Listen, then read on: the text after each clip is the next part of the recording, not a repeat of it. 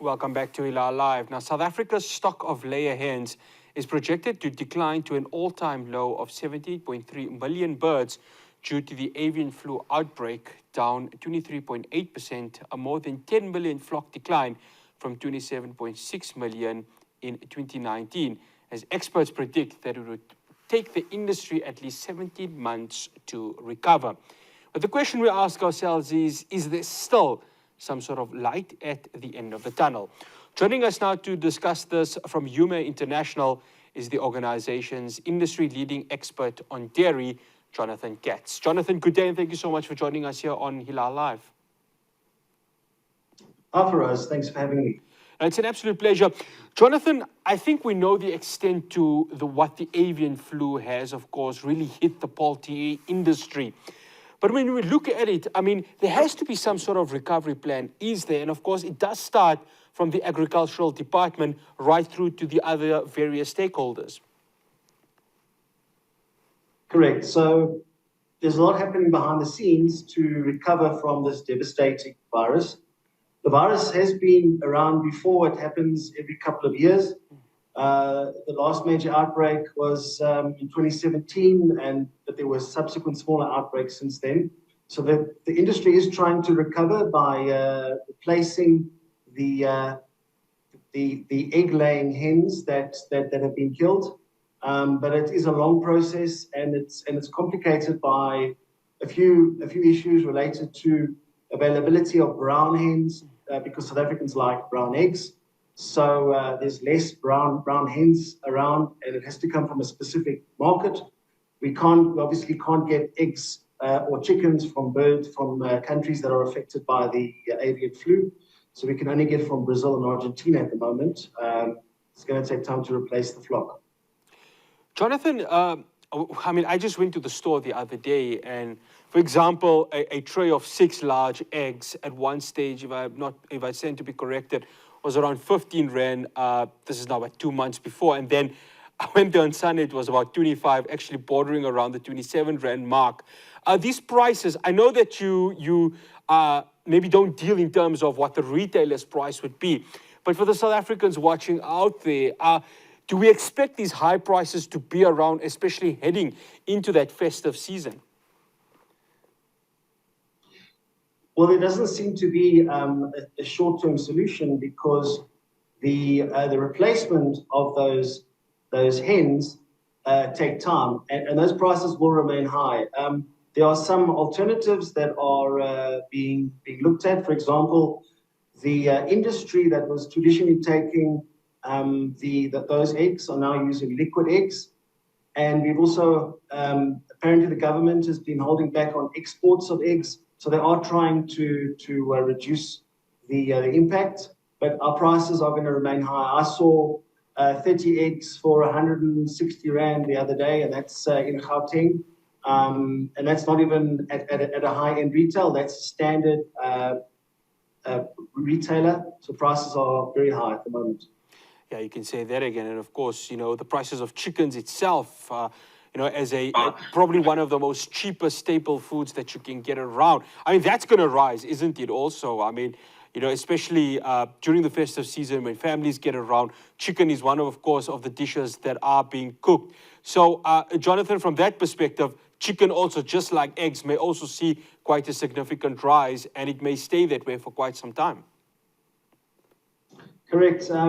Seems that the indicators are that the chicken meat price will go up, but we've seen the doubling of the price of eggs. I don't think that's going to happen with poultry meat, because there's quite a lot of people that rely on poultry meat. Eggs was devastating because of this avian flu. The long-term impact is something that the government needs to look at, because we seem to be getting the flu on a regular basis, and it affects our flock. And it's a new strain that comes every year, and sometimes that strain is more contagious. Sometimes it has a much more stronger effect on the birds. And the government needs to realize that substituting some of the needs of the local consumers with imported eggs is very important.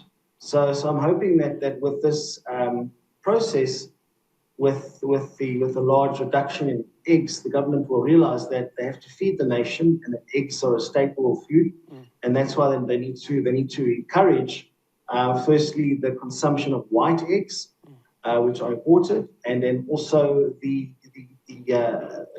complementing the local availability with imported eggs. Jonathan, I want to touch on government right now. Of course, there is a lot they can do, but also they'll say, look, there's only so much we can do. What role do they need to now play? And obviously from, of course, making sure that, production of eggs and poultry is sufficient going into the future. You speak of long-term planning, and of course, that's one of the long-term planning also. But of course, vaccinations, because vaccinations, of course, plays a key role in, of course, trying to mitigate any potential avian flu significance with regards to that. So what does government need to do in order to make sure that short-term and long-term they do have some sort of plan?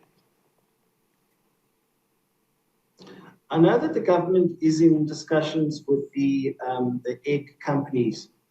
So your typical egg companies that are out there that you see in the shelves, the government's talking to them. From an importer's perspective, there is always going to be a shortage of eggs locally, and it has to be substituted with liquid egg and powdered egg, which is something that the importers bring in from overseas. It is quite small. So definitely the government seems to be aware of the needs, but some of the regulations that apply to eggs restrict the products that are imported, and so we've got to find a way to work with government to find a way around that, to get the support to at least alleviate the short-term need for eggs. Jonathan, other stakeholders, of course, like yourself as Hume International and various other organizations, what role would you need to play in order to make sure that, there can be a mitigation of what is happening right now? I know obviously there's only so much that can be done from your perspective, but the role that you as Hume International and other organizations need to play in order to make sure that this does not spiral out of control. Well, seeing that eggs are a major source of protein for most South Africans, it's important that companies like Hume react quickly. But it all depends on following due process, which is a requirement to have an import permit. Then once the eggs arrive, they have to be inspected for health safety, which is standard for all eggs local. So the food safety aspect is important. But if in an ideal world, if we could get eggs, it would still take at least 6 weeks to 8 weeks to arrive. That's because of shipments and delays that may occur. So there's no quick fix. The eggs need to be handled properly. The grading and the quality of the eggs has to be assured for the public. We don't want the public getting sick from eggs that weren't done properly. So it is a slow process, and it's important for suppliers like us to come to the party and work with whatever department is available to support the initiative. One final question, Jonathan. For the public, should they be concerned for the worst is yet to come, as they would say, or are those days behind us? Can we see some sort of light at the end of the tunnel with regards to this? The latest news which I've heard is that the number of infected birds has started to decline, and that means that at least the infection rate is dropping. That's the first good thing, which means that any further decline in the population is going to be minimized. In other words, the infection rate is in control. you mentioned earlier about the vaccinations. That is something that's being done on all the birds that are being brought in. There's also some fresh or newly hatched eggs that are being brought from Swaziland to Gauteng to start to replace the flock that had to be culled. I mean, we're talking 5 million birds that had to be culled.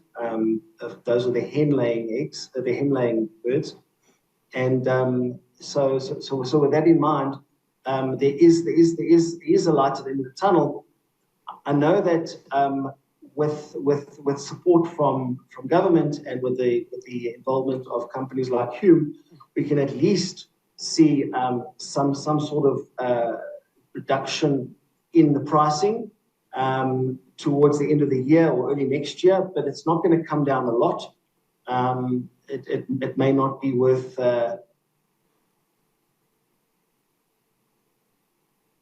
Jonathan, you can continue. You can conclude.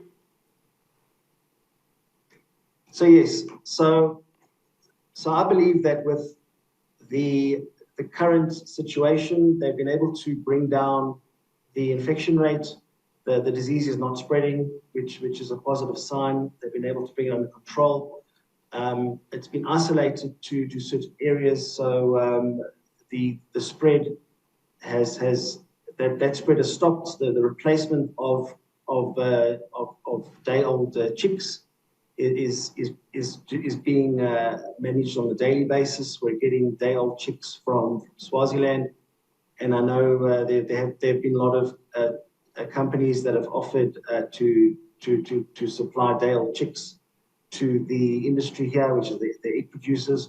So the signs are all positive. I think we've sort of reached the bypass the danger zone, and now hopefully the prices will start to decrease slowly. I don't think we're going to see a major decrease in price until the egg producers have got enough of the local flock available. Imported egg is only going to allow for a relief to the price, but it's not going to bring the price down that much. Unfortunately, we're going to see high prices for at least the next 3 to 4 months. Hopefully, after those 3 to 4 months, we'll be able to see a decrease in chicken and egg. Jonathan, thank you so much for joining us here on Hilaal Live. Thank you for us. The best. That's Jonathan Katz from Hume International. He's the organization's industry leading expert on dairy. After the break, I'll have your latest in news. Do stay tuned to Hilaal TV.